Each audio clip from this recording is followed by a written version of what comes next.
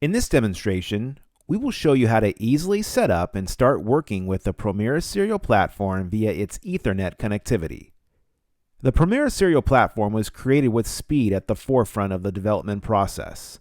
With its ability to act as an SPI master at 80 MHz, the Promira Platform is the fastest development tool in the Total Phase product line.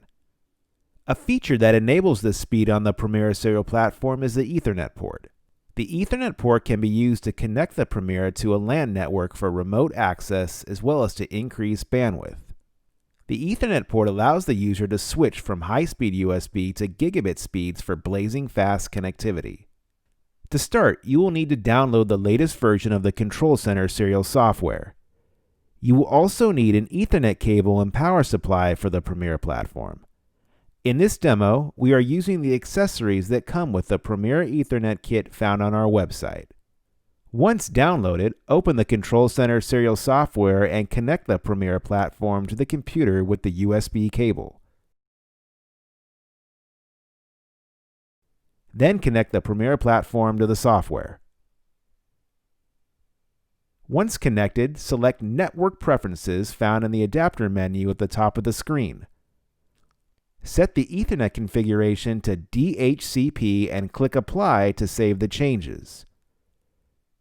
Now navigate to the TCP IP settings on your computer, usually found under Network Settings.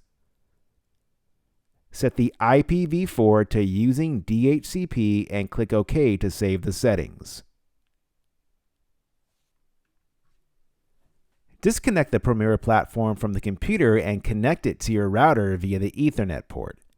Now connect the USB power adapter to the Promira platform for power. Now, relaunch the Control Center serial software. Open the adapter settings to connect to the Promira platform.